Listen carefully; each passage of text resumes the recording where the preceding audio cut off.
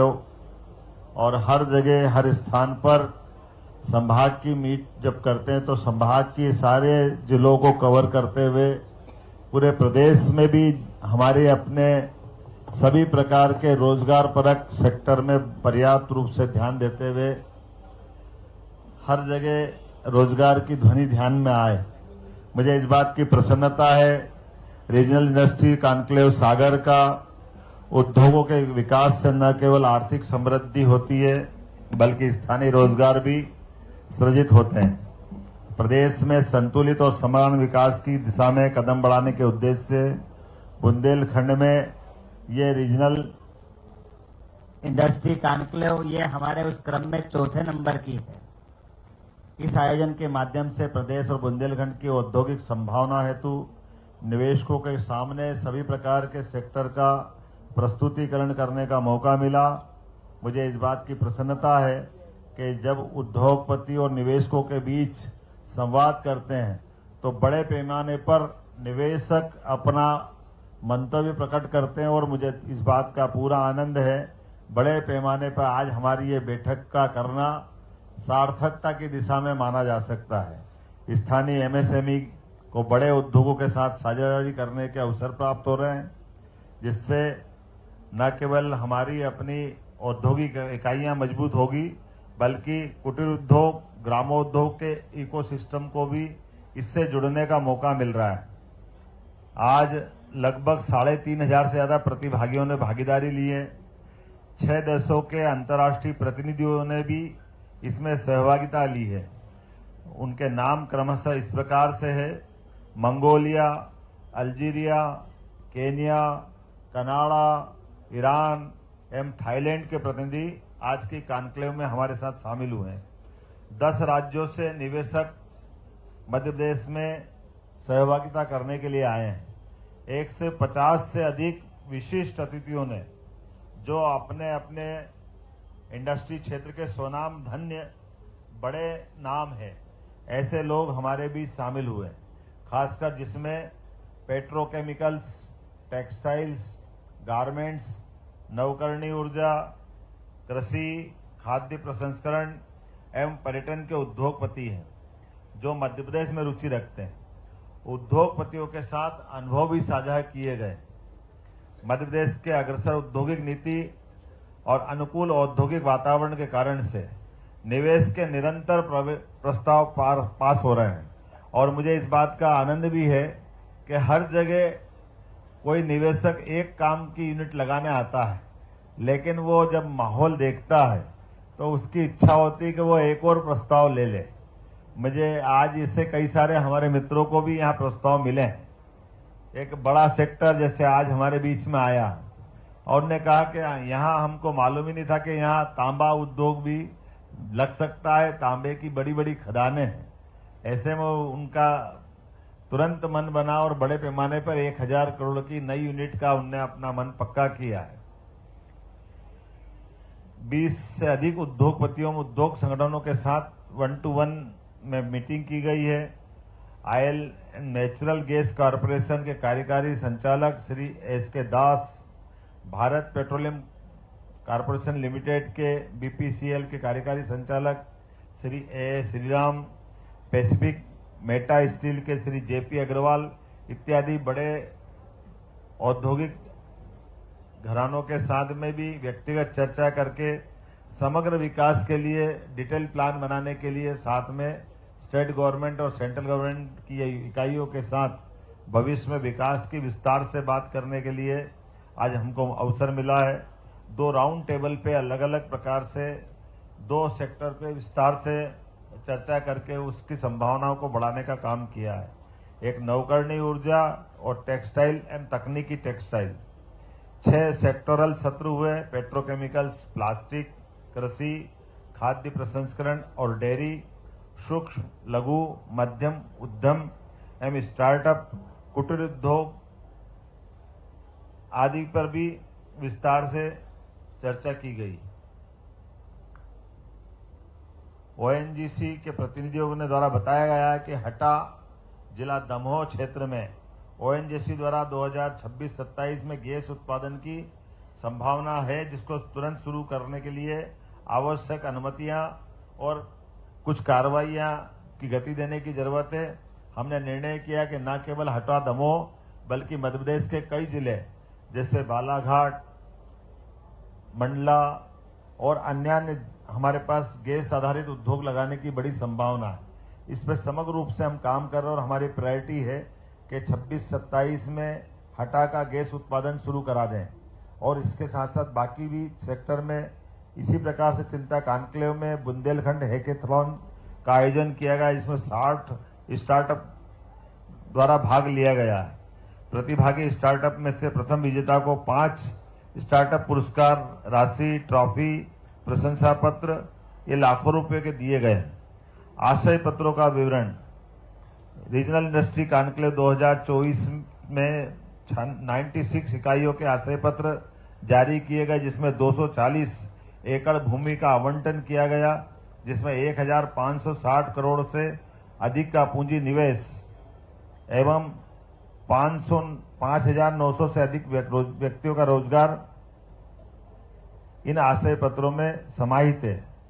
निवेश बढ़ाने एवं सुविधा बढ़ाने के लिए मध्य प्रदेश से बाहर तमिलनाडु में भी आज हमने कोयम्बटूर में एक ऑफिस चालू किया है, ताकि वहां के निवेशक अपने व्यापार व्यवसाय को बढ़ाने के लिए एमपी गवर्नमेंट से कांटेक्ट करने के लिए वो मीडिएटर के रूप में हमारा ऑफिस काम करेगा। इसी के साथ साथ मध्य प्रदेश के बाहर तमिलनाडु की तरह बंगाल की राजधानी कलकत्ता और महाराष्ट्र की राजधानी मुंबई में भी 2 ऑफिस खोलने की आज घोषणा मेरे द्वारा की गई है, ताकि वहां से निवेशक हमारे मध्य प्रदेश में अपने व्यापार व्यवसाय को बढ़ावा दे सके। कुल मिलाकर के कॉन्क्लेव में लगभग आज की स्थिति में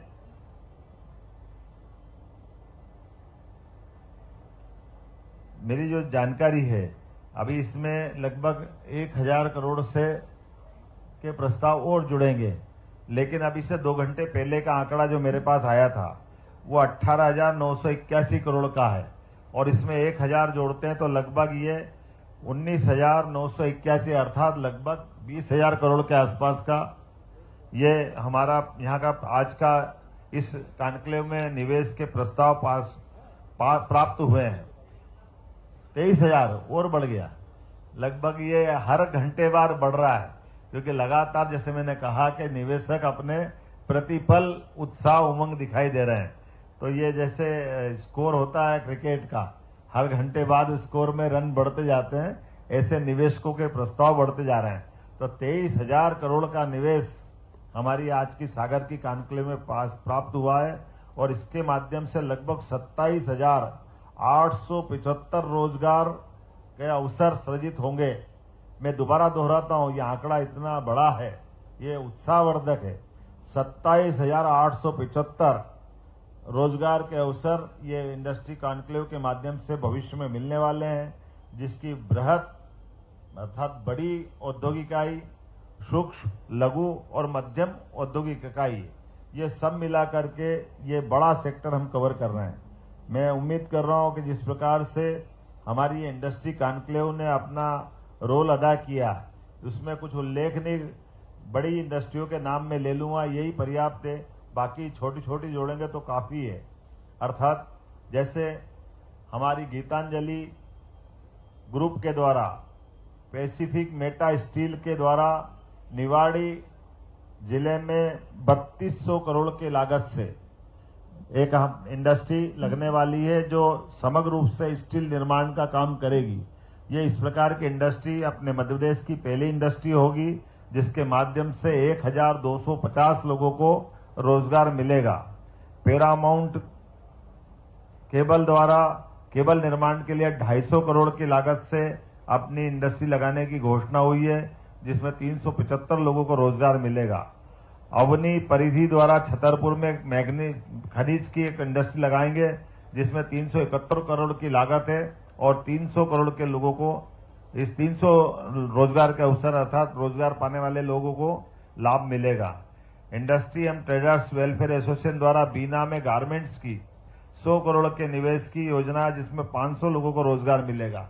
ये लागत इसमें, लेकिन हमारा इसमें इंसेंटिव रहता है, इसलिए 500 से ज्यादा लोगों को रोजगार दिलाना ये बहुत बड़ी एक तरह से यूनिट रहेगी। ये गारमेंट्स के काम के लिए बीना में लगाई जाएगी। मध्य भारत एग्रो प्राइवेट लिमिटेड द्वारा बंडा सागर में रसायन उर्वरक की 400 करोड़ की एक इंडस्ट्री लगाई जाएगी, जिसमें 500 लोगों को रोजगार मिलेगा। डाटा सेंट्रिक्स के माध्यम से सुर्खी सागर में ये बहुत बड़ा अचीवमेंट है। मध्य प्रदेश का पहला डाटा सेंटर बनेगा इस माध्यम से। इसमें 1700 करोड़ का निवेश है और 500 से 1000 लोगों को रोजगार मिलेगा। ये अकेले सागर के अंदर का हमारा डेटा सेंटर पहला है। इसके बाद बाकी मालवा और भोपाल अन्य जगह प्रस्ताव आने लगेंगे। इको सीमेंट गोयल ग्रुप द्वारा पन्ना में 2000 करोड़ की लागत से सीमेंट का नया प्लांट डाला जाएगा, जिसमें 1000 लोगों को रोजगार मिलेगा। फ्लाई ओला अर्थात जो पीएम श्री अभी हमारी एयरलाइंस एक स्टेट लेवल पे जो हम काम कर रहे हैं, उन्हीं के ग्रुप द्वारा एविएशन का नए प्रस्ताव प्रस्तुत किए, जिसमें 1800 करोड़ के निवेश का प्रस्ताव दिया है, जिसमें सागर, उमरिया, नीमच, सिंगरौली में ये अपने एयरपोर्ट संचालित करते हुए ये निवेश की घोषणा की गई है, जिसमें सागर को हवाई यातायात की सुविधा सबसे पहले मिलेगी। इसमें क्रमशः बाद में इसके क्रम आते रहेंगे। अलिंज पोर्टेबल पेट्रोल पंप अर्थात अब एक नई तकनीक चली है, जो पोर्टेबल पेट्रोल पंप पे अर्थात अभी तक परंपरागत जो पेट्रोल पंप अंदर जमीन में गाड़ा के टैंक और पेट्रोल पंप लगते थे, अब उसमें नई टेक्नोलॉजी के आधार पर भारत सरकार ने इसको अप्रूव किया है। तो ये टैंक अंदर गाड़ करके वो परंपरागत पेट्रोल पंप के बजाय ऊपर भी टैंक इनका रख करके उनकी आवश्यक सुरक्षा के संसाधन के साथ भारत सरकार के नियमों के अनुसार वो चला सकते हैं। इसमें 10,000 लोगों को रोजगार मिलेगा और 400 से ज्यादा पेट्रोल पंप ऐसे खोले जा सकेंगे। एमएसएमई विभाग द्वारा निवेश के विभिन्न प्रकार के अलग अलग प्रस्ताव जो आए हैं, जो केवल सागर संभाग के सभी जिलों के लिए है, वो 940 करोड़ के लगभग 4500 लोगों को रोजगार दिलाने के प्रस्ताव आज यहाँ प्राप्त हुए हैं। इसी प्रकार से जैसे हमने कहा है कि ये जब संभागीय कॉन्क्लेव होती है, तो संभाग के अलावा मध्य प्रदेश के भी विभिन्न औद्योगिक क्षेत्र के लिए भी उनके भी एमओयू लगातार चलते रहते हैं। उस दिशा में भी हम प्रोत्साहन देते हैं। आज नर्मदापुरम में एनर्जी के सेक्टर में 750 करोड़ की लागत से 1000 लोगों को रोजगार दिलाने पे अल्पेक्स सोलर लिमिटेड ने एक अपना नया एमओयू किया है। ये इसी प्रकार से असेट्स प्राइवेट लिमिटेड भोपाल में इलेक्ट्रॉनिक्स एवं सेमीकंडक्टर में 100 करोड़ का निवेश करेंगे। इसी प्रकार से RK Sethia agro private limited ये नर्मदापुरम में 800 करोड़ की लागत से कृषि एवं खाद्य प्रसंस्करण की इकाई लगाएगा, जिसमें 850 लोगों को रोजगार के अवसर प्रदान होंगे। सिग्मा इंजीनियरिंग भोपाल 200 करोड़ का investment. Bar malting India private limited Sehore में 400 करोड़ का investment. Dara engineering infrastructure Sehore 750 crore का इन्वेस्टमेंट। ये सीहोर में लगभग 950 लोगों को रोजगार देगा। Is green mobility is my trip Bhopal द्वारा इलेक्ट्रिक व्हीकल के निर्माण में 1000 करोड़ का निवेश, 2000 लोगों को रोजगार मिलेगा। इसी प्रकार से बंसल ग्रुप द्वारा 1350 करोड़ की विभिन्न अलग अलग योजनाओं में हेल्थ इंफ्रास्ट्रक्चर में होटल व्यवसाय के लिए इसमें 2000 लोगों को रोजगार दिया जाएगा। और मैं उम्मीद करता हूं कि एनर्जी के सब मिलाकर के ये सारे प्रस्ताव देखो तो लगभग 2300 करोड़ के प्रस्ताव, 23,000 करोड़ के, अब गिनती भूल गए हम तो, इतना हाल हो गया। लेकिन परमात्मा की दया से बदलते दौर में उद्योगों को बढ़ावा देने के लिए हमारे सभी सेक्टर में जिस प्रकार से हम काम कर रहे हैं, मुझे पूरा भरोसा है आप अपने सबके सहयोग से मध्य प्रदेश औद्योगिक निवेश की दृष्टि से इसी गति से बढ़ते हुए अगले महीने हमारे पास हम रीवा में इसी प्रकार की कॉन्क्लेव करने वाले हैं। और इन्हीं कॉन्क्लेव में इसके बाद इसी बीच हमारा हैदराबाद, तेलंगाना और आंध्र की राजधानी में एक रोड शो होने वाला है, ताकि निवेशकों को हम क्रमशः बाहर के राज्यों से बुलाते रहते हैं और अपने राज्य के अंदर की बातों को वहां समझा करके यहाँ की इंडस्ट्री पॉलिसी पे बात करते हैं। 2-3-4 घोषणा मैं यहाँ के लिए करना चाहूंगा सागर के लिए।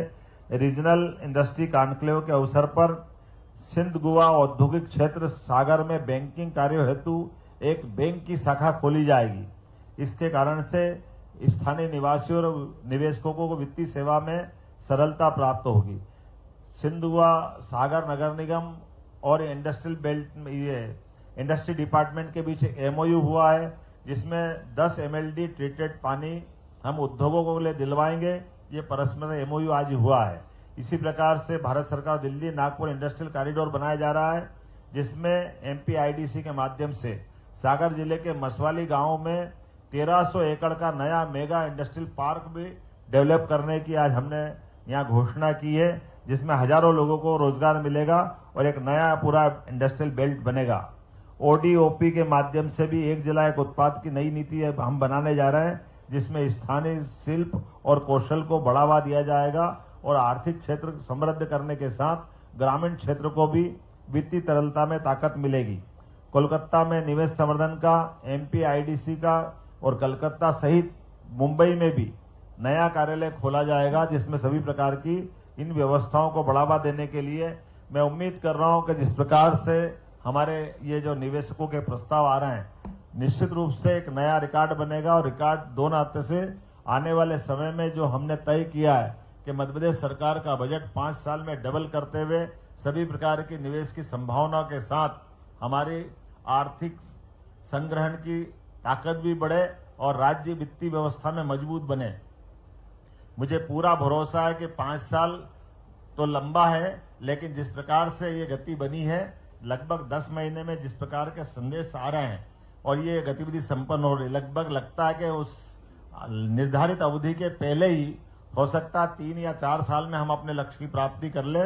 मैं आज के इस अवसर पर, चूंकि मौसम खराब हो रहा है और हेलीकॉप्टर उड़ने के मेरे पास 4 अलग अलग पर्चियां आ गई है, तो मैं मान के चलता हूं कि मेरी बात में सारी बात आ गई होगी। एक बार फिर मैं सभी पत्रकार साथियों का